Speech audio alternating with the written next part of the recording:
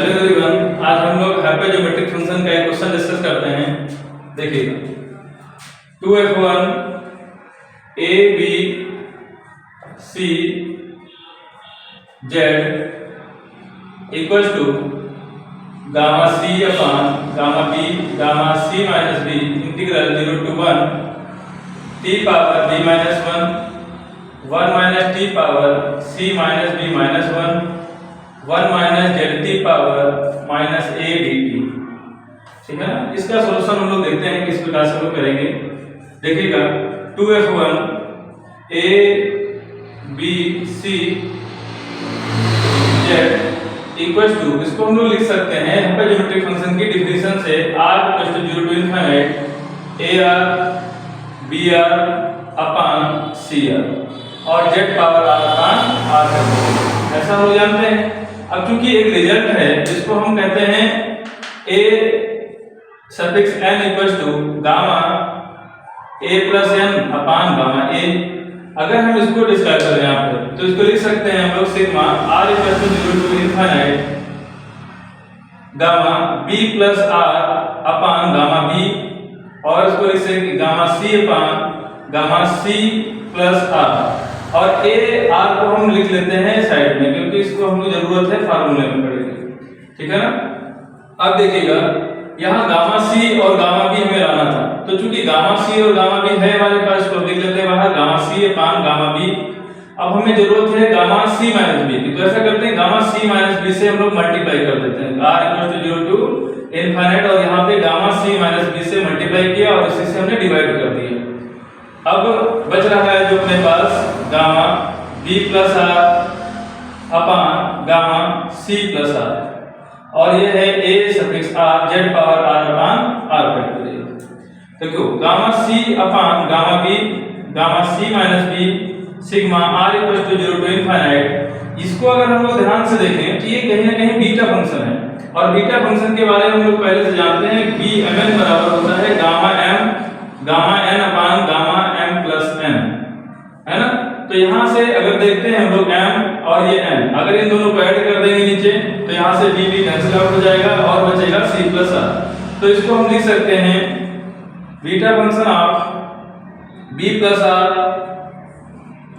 r gamma c minus b, है ना, और a suffix r z power r और अपान में r फैक्टोरियल। इसको तो हम ऐसे उतार लेंगे, है ना। अब देखते हैं कि ये जो बीटा फंक्शन है, क्योंकि एक डेफिनेशन और आती है बीटा फंक्शन को, इसको क्या डेफिनेशन होती है b mn बराबर हम लोग जानते हैं b mn बराबर होता है 0 to 1 t power m minus 1 minus t power n minus 1 dt।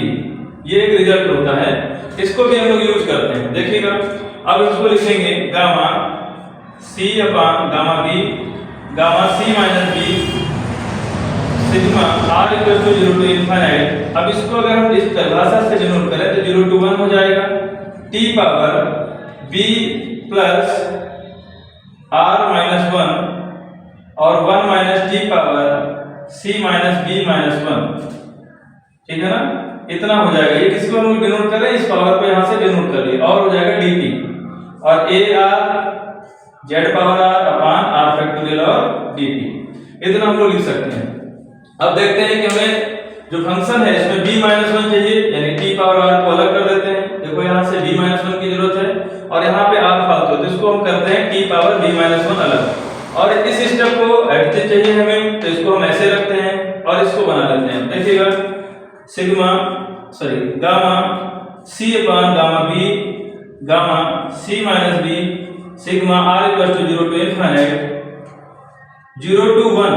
इसको हम t पावर b माइनस 1 अलग कर दें और 1 minus t power c minus b minus 1 अलग कर लें और a r अलग कर देते हैं। यहाँ देखो t पावर r अभी बचा था ना, तो यहाँ पे लिख देते हैं, तो यहाँ पे t और z होल पावर r कह सकते हैं और बटे में r फैक्टोरियल। ठीक है।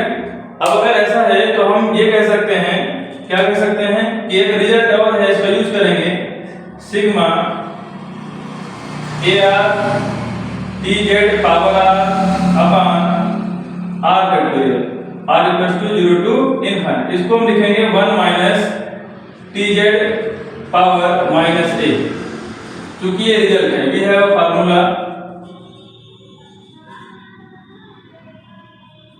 ठीक है। तो अब इसको लिख सकते हैं gamma C upon gamma B, gamma C minus B integral 0 to 1 t power b minus 1 minus t power c minus b minus 1 dt की बात नहीं लिखेंगे, इसको भी लिख लेते हैं हम लोग, क्या लिखेंगे 1 minus T Z power minus a और dt, ठीक है ना। अब देखो ये जो रिजल्ट है अपना, ये कुछ अपने जैसे टाइप का ही है, यही इस टाइप का ही था, gamma C upon gamma B, gamma C minus B 0 to 1 t power b minus 1 minus t power c minus b minus 1 minus t power minus a dt, ठीक है ना। तो यही हमें रिजल्ट लाना था, यही हमारा आंसर होगा। Thank you. अब हम लोग एक और क्वेश्चन डिस्कस करते हैं इसी का, इसी से जुड़ा हुआ 2f1 a b c z यहाँ पे 1 कर देते हैं, 1 इक्वल टू गामा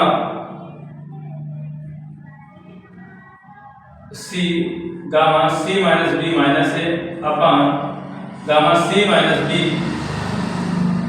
और गामा सी माइनस ए, ठीक है।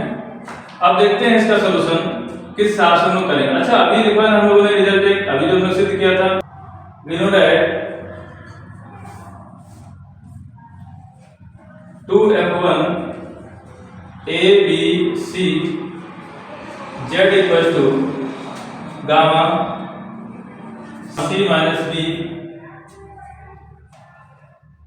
Integral 0 to 1 t power b minus 1 minus t power c minus b minus 1 minus z t power minus a और dt। अभी हम लोगों ने इसको किया था, देखिए अब इसमें पुट कर लें, देखो हमें लाना है z बराबर 1, यहाँ पे दिया गया है, तो हम इसमें भी z की वैल्यू को 1 पुट कर लेते हैं, दोनों साइड में z की वैल्यू को 1 पुट कर लेते हैं। 2f1 a b c 1 equal to gamma C upon gamma B gamma C minus B 0 to 1 t power b minus 1 minus t power c minus b minus 1 और 1 minus t power minus a और dt। देखो यहाँ पे z की value जब हम 1 कर देंगे तो ये 1 माइनस t हो जाएगा। अब चूंकि हम ये देख रहे हैं कि ये दोनों स्टेप एक जैसे हैं तो पावर भी ऐड हो जाएंगी, तो गामा c बटे gamma b gamma c minus b 0 to 1 t power b minus 1 minus t power से ऐड कर लेते हैं, c minus b minus a minus 1 और dt, ठीक है ना। अब देखो इसको हम कह सकते हैं gamma c upon gamma b और गामा c माइनस b, क्योंकि क्या ये गामा बीटा फंक्शन हमारा बीटा फंक्शन की परिभाषा है। अगर ये बीटा फंक्शन की परिभाषा है तो इसको हम b gamma c minus b minus a कह सकते हैं ना। एक परिभाषा हम लोग जानते हैं, अभी जैसे हम लोग पिछले क्वेश्चन में लिखा था 0 to 1 एक परिभाषा होती है बीटा फंक्शन की, बीटा फंक्शन की परिभाषा होती है b mn बराबर 0 to 1 t power m minus 1 minus t power n minus 1 और dt। इसका ही हम लोग यूज कर रहे हैं यहाँ पर, देखिएगा। अब इसको फिर से एक रिजल्ट है, इसको इस रिजल्ट को हम क्या कहेंगे, यहाँ देखिएगा b mn बराबर भी एक रिजल्ट होता है, हम लोग जानते हैं गामा m बटे गामा m प्लस n, ठीक है ना। अब इसको हम लोग ऐड करें, देखिए क्या होगा, gamma c upon gamma b gamma c minus b और gamma c minus b minus a upon gamma b plus c minus b minus a। यहाँ से b से b जाएगा घट, अब कितना हुआ, इसको हम लिखेंगे gamma c upon gamma b gamma c minus b into, अब ये गामा b कैंसिल भी कर सकते हैं तो इसको हटा दिए और हो जाएगा gamma c minus b minus a और अपान में यहाँ बचेगा हमारा गामा c माइनस a, ठीक है ना। तो अब अगर हम लोग देखें जो क्वेश्चन हमें जो लाना था answer gamma c minus b minus a upon gamma c minus b और गामा c माइनस a, ठीक है ना। यही हमारा आंसर होगा, ठीक है। Thank you.